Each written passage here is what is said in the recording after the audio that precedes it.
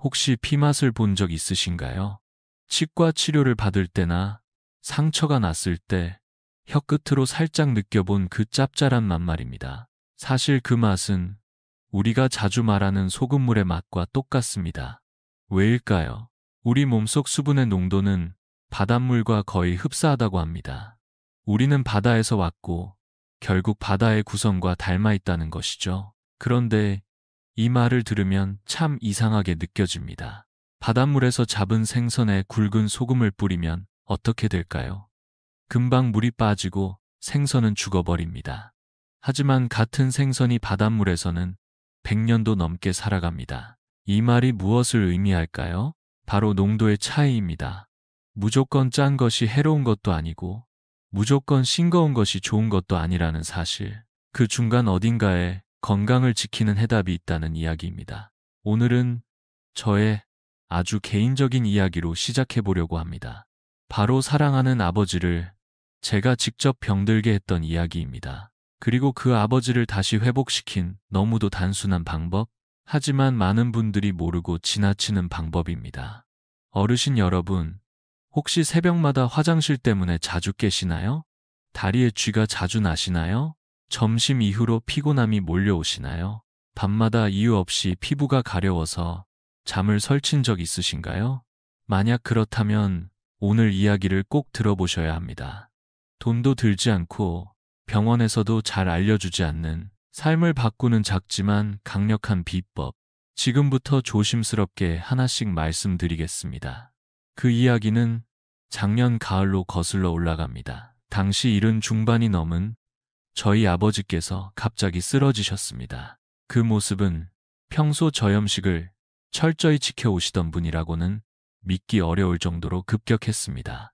국물은 절대 드시지 않고 야채와 과일 위주 식사, 물은 하루 2리터 이상, 커피도 하루 한두 잔, 누가 봐도 건강에 진심이신 분이셨습니다. 그런데 이상했습니다.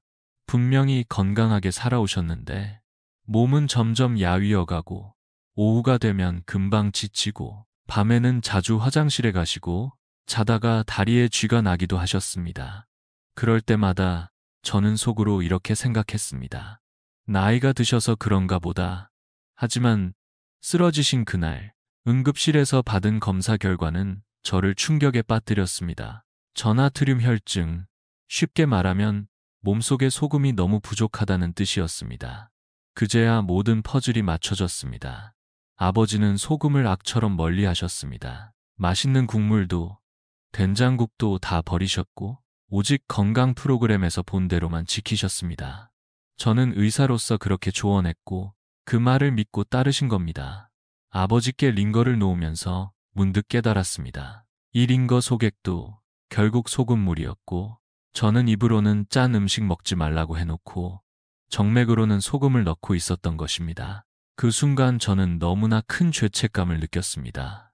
아버지를 지켜드려야 할 제가, 누구보다 믿고 따르시던 제가 오히려 아버지를 병들게 한 장본인이었던 것입니다. 그날 이후 저는 결심했습니다. 이 모순을 바로잡고 진짜 건강한 방식이 무엇인지 다시 배우고 다시 알려드려야겠다고 말입니다. 그리고 그 여정의 시작에는 오래된 기억 속 아주 익숙한 풍경이 있었습니다. 그 익숙한 풍경은 바로 저희 할머니 댁 부엌이었습니다. 할머니는 아침마다 따뜻한 물에 소금 한 꼬집을 타서 드셨고 된장국 국물까지 남김없이 드시곤 했습니다. 어릴 적에는 그 모습이 그냥 옛날 방식이라 생각했지만 아버지 일을 겪고 나서야 깨달았습니다. 그 안에는 오랜 세월 속에서 쌓인 지혜가 담겨 있었던 것입니다. 젊은 사람들은 소금이 조금 부족해도 잘 견뎌냅니다. 신장이 튼튼하고 나트륨 배출 능력이 좋기 때문입니다. 하지만 나이가 들면 달라집니다. 신장의 기능이 떨어지면서 몸 안에 필요한 만큼의 나트륨을 유지하는 게 쉽지 않아집니다. 그런데 많은 어르신들이 이런 몸의 변화를 모른 채 무조건 짜게 먹으면 안 된다는 이야기만 듣고 극단적으로 소금을 피하십니다. 국은 건더기만 드시고 야채와 과일만 챙기고 물을 하루에 2~3리터씩 드시기도 합니다. 문제는 그 결과입니다. 나트륨이 부족해지면 몸의 전해질 균형이 무너지고 신경 전달, 근육 수축, 뇌 기능까지 영향을 받습니다. 피곤함이 몰려오고 다리에 쥐가 나고 밤마다 화장실에 들락거리게 됩니다. 그런데도 많은 분들은 이런 증상이 단순한 노화 때문이라고 생각합니다. 그래서 병원에서도 쉽게 놓치고 대부분은 약만 더 추가해서 드시게 됩니다. 제가 가장 안타까웠던 건 건강을 위해 최선을 다하는 분들이 오히려 더 힘들어지고 있다는 사실입니다. TV에서 본 대로만 따라하다가 오히려 몸이 망가지는 일이 생각보다 흔하다는 것입니다. 이런 오해를 풀기 위해서, 그리고 진짜 건강한 방식을 나누기 위해서 저는 일본 장수 마을의 어르신들께서 지켜온 단순하지만 효과적인 3가지 원칙을 연구하게 되었습니다. 그 첫 번째 원칙부터 말씀드리겠습니다. 첫 번째 원칙은 아침에 마시는 따뜻한 소금물입니다. 처음 들으셨을 땐 의아하실 수도 있습니다. 하지만 이 방법은 일본 장수 마을뿐 아니라 우리 조상님들께서도 실천해 오신 건강 습관이었습니다. 제가 만난 오키나와의 90 넘은 할머니는 무려 60년 동안 아침마다 따뜻한 물 한 컵에 천일염 한 꼬집을 넣어 드셨습니다. 놀라운 건 이분이 지금도 혼자 장을 보고 밭일도 직접 하신다는 사실이었습니다. 소금물을 아침에 마시면 무엇이 좋을까요? 밤새 수분과 전해질이 빠져나간 몸에 필요한 나트륨을 다시 채워주는 역할을 합니다. 특히 공복에 마시면 체내 흡수가 더 잘 이루어지며 위장도 부드럽게 자극하여 아침 배변에도 도움이 됩니다. 주의하실 점도 있습니다. 반드시 천일염을 사용하셔야 합니다. 정제염은 짠맛만 남고 몸에 필요한 미네랄이 거의 없습니다. 또한 물의 온도는 체온과 비슷한 따뜻한 상태가 좋고 절대 찬물에 타서 급하게 마셔서는 안 됩니다. 양도 중요합니다. 처음 시작하시는 분은 티스푼 반 스푼 정도 500ml의 따뜻한 물에 잘 저어 완전히 녹인 후 3분에서 5분에 걸쳐 천천히 마시는 것이 좋습니다. 저는 이 간단한 습관을 아버지께 처음 권해드렸고 처음엔 의심하셨지만 며칠 지나지 않아 피부색이 맑아지고 밤에 덜 깨시기 시작했습니다. 하지만 아침 소금물만으로는 부족했습니다.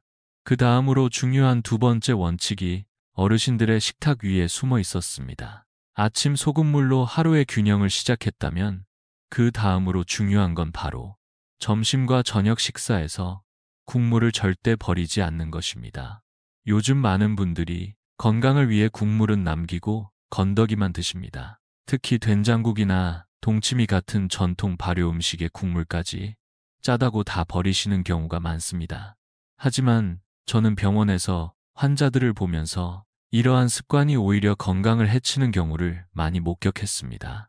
특히 저나트륨 혈증으로 쓰러진 어르신들 중 자신은 건강을 위해 국물은 절대 안 먹었다는 분들이 절반 이상이었습니다. 우리 몸은 소금뿐 아니라 발효된 국물 속 유산균과 전해질을 함께 필요로 합니다. 된장국에는 장 건강을 돕는 성분이 가득하고 동치미 국물은 위를 편안하게 해주는 효과가 있습니다. 예로부터 조상들은 겨울철 해독제로 이 동치미 국물을 애용해 왔습니다. 기억나는 분이 있습니다.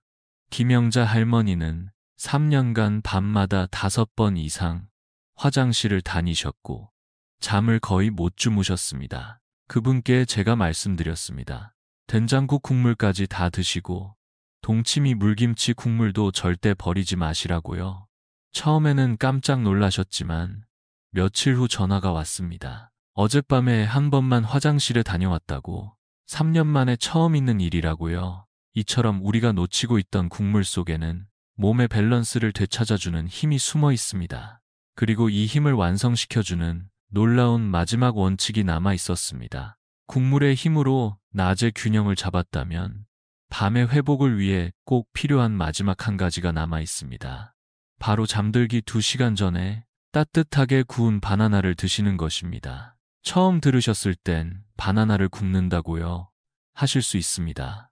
하지만 이 방법은 단순하면서도 수면의 질을 획기적으로 바꿔줍니다. 차가운 생바나나는 위장에 부담을 줄 수 있고 특히 밤에는 소화력이 떨어지기 때문에 구워서 따뜻하게 먹는 것이 훨씬 좋습니다. 프라이팬에 기름 없이 껍질째 약한 불로 앞뒤로 굽고 껍질이 까맣게 변하면 속만 꺼내 계피를 살짝 뿌려 드시면 됩니다.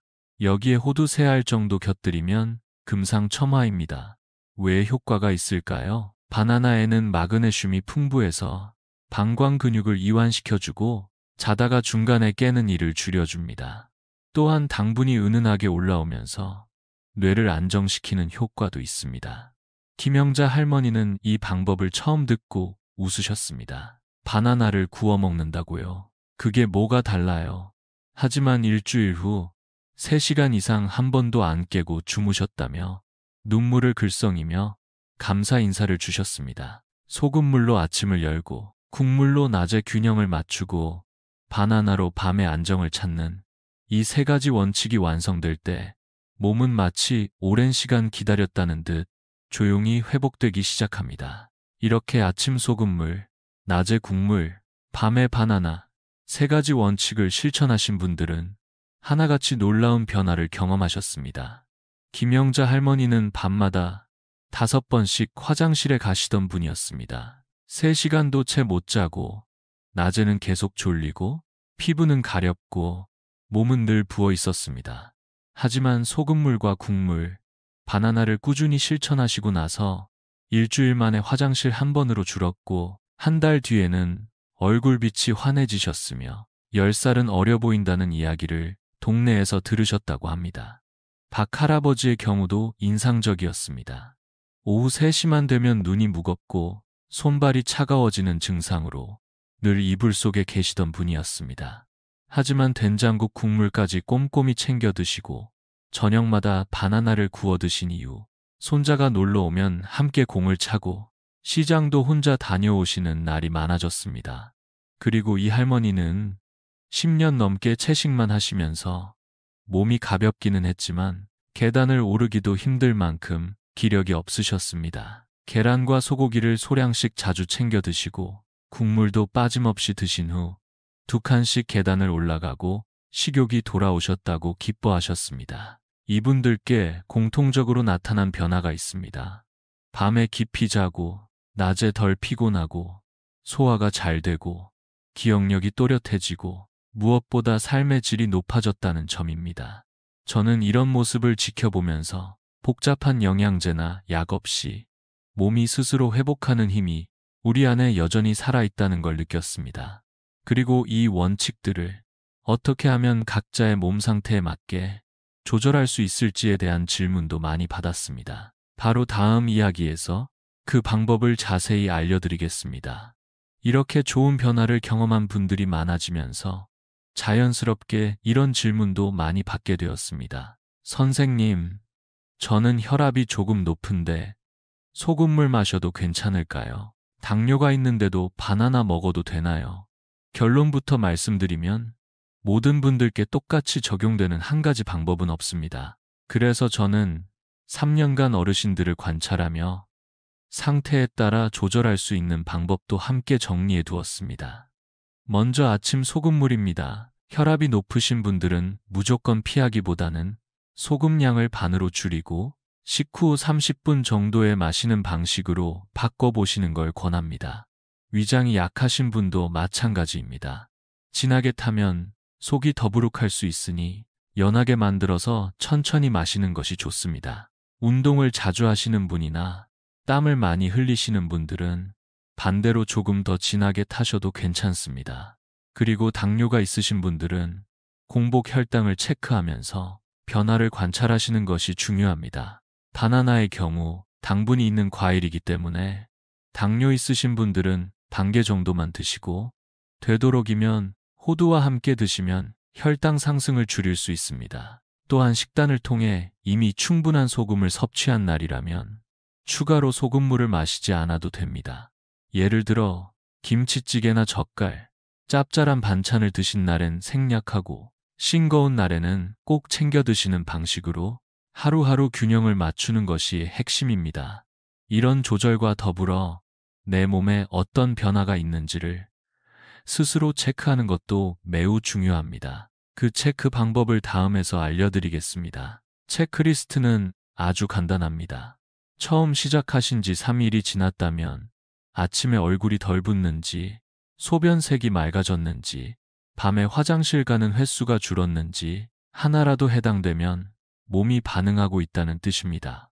일주일째에는 오후 피로감이 덜한지, 다리의 쥐가 줄어들었는지, 손발이 따뜻해졌는지, 식욕이나 변비가 개선되었는지 확인해 보세요.